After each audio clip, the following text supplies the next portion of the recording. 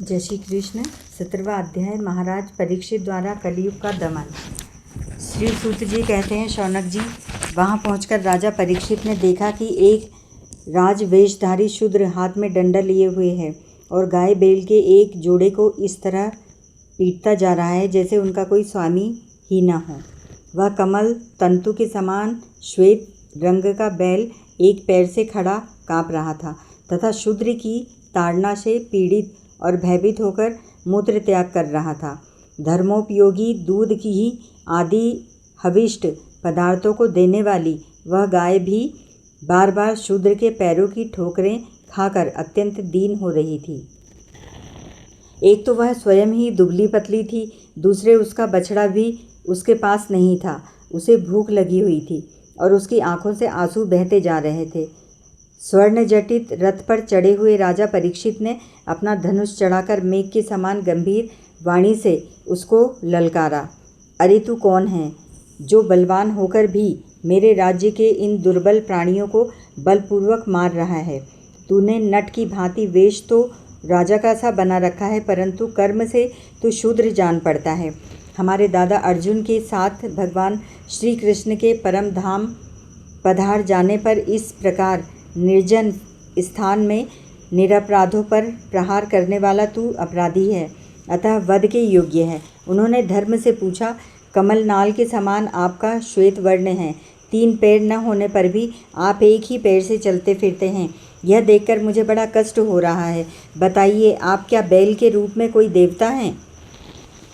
अभी यह भूमंडल कुरुवंशी नरपतियों के बहुबल से सुरक्षित है। इसमें आपके सिवा और किसी भी प्राणी की आंखों से शोक के आंसू बहते मैंने नहीं देखे।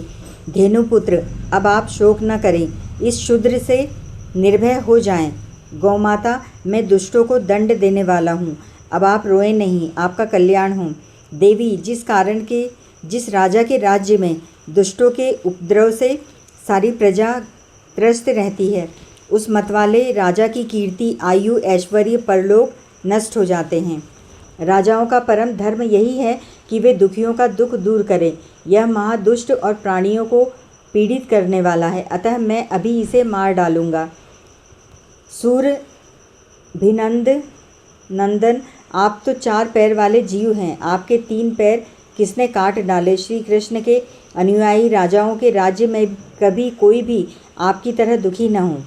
वृषभ, आपका कल्याण हो। बताइए, आप जैसे निरपराध साधुओं का अंग भंग करके किस दुष्ट ने पांडवों की कीर्ति में कलंक लगाया है? जो किसी निरपराध प्राणी को सताता है, उसे चाहे वह कहीं भी रहे, मेरा भय अवश्य होगा। दुष्टों का दमन करने से साधुओं का कल्याण ही होता है। जो उद्दंड व्यक्ति निरपराध प्राणियों को दुख देता है, वह चाहे साक्षात देवता ही क्यों न हो, मैं उसकी बाजूबंद से विभूषित भुजा को काट डालूंगा। बिना आपत्ति काल के मर्यादा का उल्लंघन करने वालों को शास्त्रानुसार दंड देते हुए अपने धर्म में स्थित लोगों का पालन करना राजाओं का परम धर्म है। धर्म ने कहा, राजन, आप महाराज पांडु के वंशज हैं, आपका इस प्रकार दुखियों को आश्वासन देना आपके योग्य ही है, क्योंकि आपके पूर्वजों के श्रेष्ठ गुणों ने भगवान श्री कृष्ण को उनका सारथी और दूत आदि बना दिया था।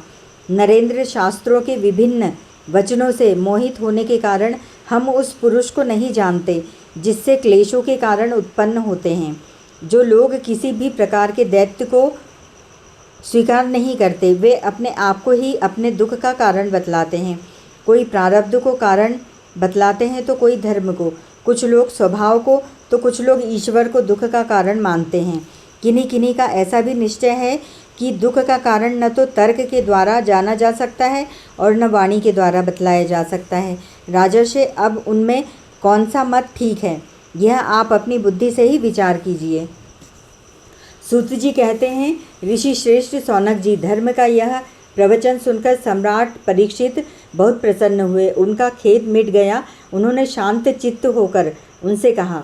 परीक्षित ने कहा, धर्म का तत्व जानने वाले वृषभदेव, आप धर्म का उपदेश कर रहे हैं, अवश्य ही आप वृषभ के रूप में स्वयं धर्म हैं। आपने अपने को दुख देने वाला नाम इसीलिए नहीं बतलाया कि अधर्म करने वालों को जो नरक आदि प्राप्त होते हैं, वे ही चुगली करने वालों को भी मिलते हैं, अथवा यही सिद्धांत निश्चित है कि प्राणियों के मन और वाणी से परमेश्वर की माया के स्वरूप का निरूपण नहीं किया जा सकता। धर्मदेव, सतयुग में आपके 4 चरण थे, तप, पवित्रता, दया और सत्य। इस समय अधर्म के अंश, गर्व, आसक्ति और मद से 3 चरण नष्ट हो चुके हैं। अब आपका 4था चरण केवल सत्य ही बच रहा है, उसी के बल पर आप जी रहे हैं। असत्य से पुष्ट हुआ यह अधर्मरूप कलयुग उसे भी ग्रास कर लेना चाहता है। ये गौ माता साक्षात पृथ्वी है। भगवान ने इनका भारी बोझ उतार दिया था और ये उनके राशि राशि सौंदर्य बिखरने वाले चरण चिन्हों से सर्वत्र उत्सवमयी हो गई थी। अब ये उनसे बिछुड़ गई हैं। ये साध्वी अभागिनी के समान नेत्रों में जल भरकर यह चिंता कर रही हैं कि अब राजा का स्वांग बनाकर ब्राह्मण द्रोही शूद्र मुझे भोगेंगे। महारथी परीक्षित ने इस प्रकार धर्म और पृथ्वी को सांत्वना दी। फिर उन्होंने धर्म के कारण रूप कलयुग को मारने के लिए तीक्ष्ण तलवार उठाई। कलयुग ताड़ गया कि ये तो अब मुझे मार ही डालेगा। अतः झटपट उसने अपने राजचिन्ह उतार डाले और भय विह्वल होकर उनके चरणों में अपना सिर रख दिया। परीक्षित बड़े यशस्वी, दीनवत्सल और शरणागत रक्षक थे। उन्होंने जब कलयुग को अपने पैरों पर पड़े देखा तो कृपा करके उसको मारा नहीं, अपितु हंसते हुए से उससे कहा। परीक्षित बोले, अब तू हाथ जोड़कर शरण आ गया। अब अर्जुन के यशस्वी वंश में उत्पन्न हुए किसी भी वीर से तुझे कोई भय नहीं है, परंतु तू अधर्म का सहायक है, इसीलिए तुझे मेरे राज्य में बिल्कुल नहीं रहना चाहिए। तेरे राजाओं के शरीर में रहने से ही लोभ, झूठ, चोरी, दुष्टता, स्वधर्म त्याग, दरिद्रता, कपट, कलह, दंभ और दूसरे पापों की बढ़ती हो रही है। अतः अधर्म के साथ ही इस ब्रह्मवर्त में तू एक क्षण के लिए भी न ठहरना, क्योंकि यह धर्म और सत्य का निवास स्थान है। इस क्षेत्र में यज्ञ विधि के जानने वाले महात्मा यज्ञों के द्वारा यज्ञ पुरुष भगवान की आराधना करते रहते हैं। अतः इस देश में भगवान श्री हरि यज्ञों के रूप में निवास करते हैं।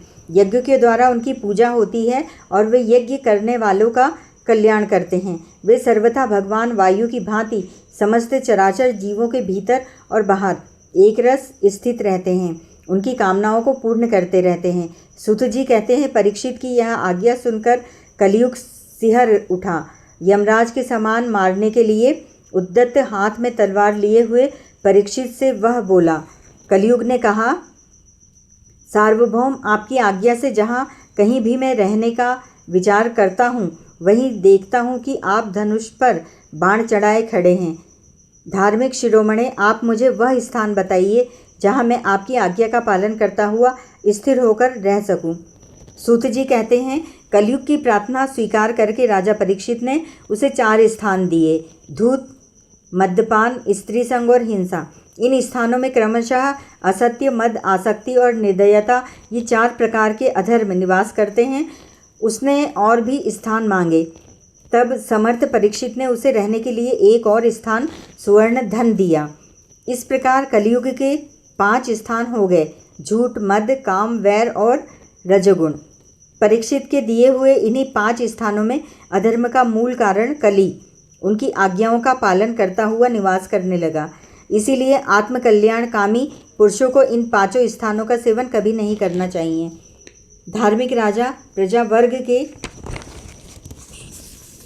लौकिक नेता और धर्मोपदेष्टा गुरुओं को तो बड़ी सावधानी से इनका त्याग करना चाहिए। राजा परीक्षित ने इसके बाद वृषभ रूप धर्म के 3 चरण तपस्या, शौच, दया जोड़ दिए और आश्वासन देकर पृथ्वी का संवर्धन किया। वे ही महाराज परीक्षित इस समय अपने राज सिंहासन पर, जिसे उनके पितामह महाराज युधिष्ठिर ने वन में जाते समय उन्हें दिया था, विराजमान हैं। वे परम यशस्वी सौभाग्यभाजन चक्रवर्ती सम्राट राजर्षि परीक्षित इस समय हस्तिनापुर में कौरव कुल की राज्य लक्ष्मी से सौभाग्यमान हैं। अभिमन्यु नंदन राजा परीक्षित वास्तव में ऐसे ही प्रभावशाली हैं, जिनके शासनकाल में आप लोग इस दीर्घकालीन यज्ञ के लिए दीक्षित हुए हैं। हरि ओम तत्सत।